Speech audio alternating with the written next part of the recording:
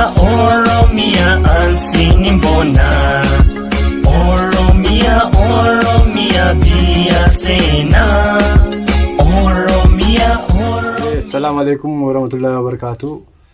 Daawwattoota fi hordoftoota maamee Oro kono warraantan alhamdulillah dhumne jirra. Wali dachaane jirra sinja akkaataa ta'u turre hunda qobdanii.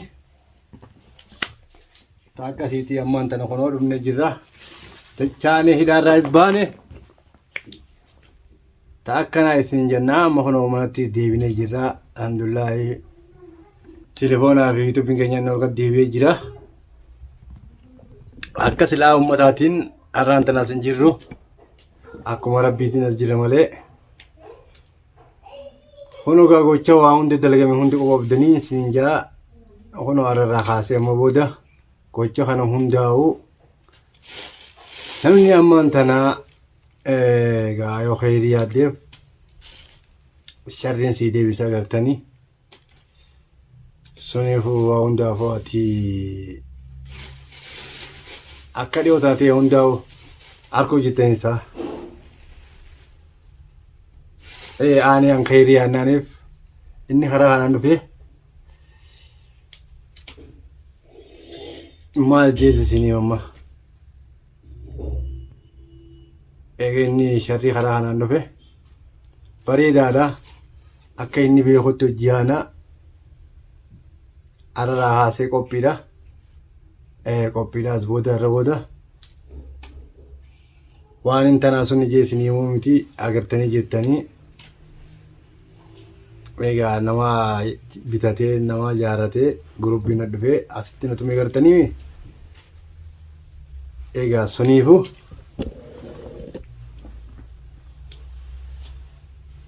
gaarii godhee hin balleessine innis bareedaadha khayriin ayyaadiif karaa kanaan dhufe akkasittiin isiniin jaa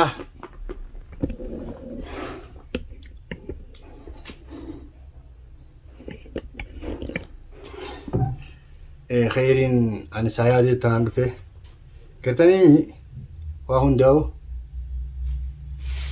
suniifuu tokkoon keessanuu akkanatti na harreen isiniin jaa waa hundaa'u egaa dhiinni kiyyaas akkasitti nafuu tumichi sunis nafuu inshaallah waan kana gaa eegeenni karaa kanaan dhufe jecha godhee deebisuun isaa hin oolamu maaliif akkas taatanii maaliif akkas taatee jettanii booda akkanatti na harri guutuun keessanuu tanaan isin gaafadha jeetiin irraan tana viidiyoo irra bahee amma olii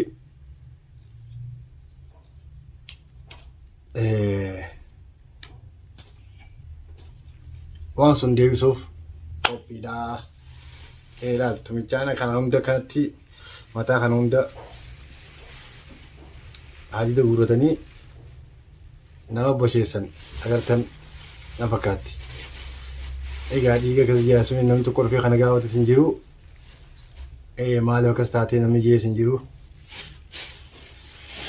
as deebi'ellee inni illee lallaallee egaa sakkanaatis hin jaa laakiin irra booda alhamdulillah fayyadin jira mana kiyyattis deebi'ee walaal telefoonni kiyyaan na arga deebi'ee yuutuubiin kiyyaas deebi'ee jira deeyifadhee inshaallah ati ammas booda waa hundaa'u inshaallah irra geetii sin garsa maaliif toltuun ayyaadeetu hamtuun asiin naa deebi'eemi eegas taate ani si wallaalle as booda sun hundaa'u deebisuuf qophiidhaan isin jedha har'a boodanis waa hundaa'u ittiin fufaa jechuudha karaa inni beekutti bakka fayyada qonna jalaan boo sun irraa kafaluuf qophiidha. as booda takkaa isaa jiraataa takkaa anumaa jiraataa takka natti isin jaa yaada qabdan isinis komantii jennaa kaya viidiyoo xiqqoo tana beektee hanqa kana gaheedhaan raboo kanaaf isin waraabee maamaa meeqama kana taallee hin jeyna waa hundaa hubartanii namni deebi'ee na gaafates hin jiruu jechuu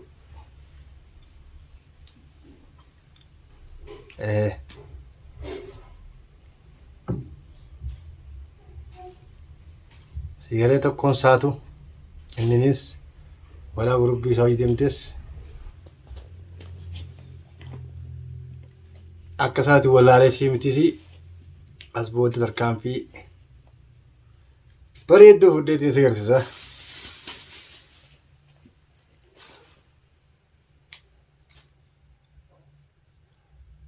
Eessanii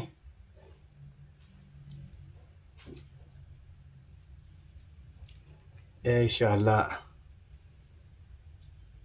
deebisuun guyyina oolumuu hojjenni hojjetan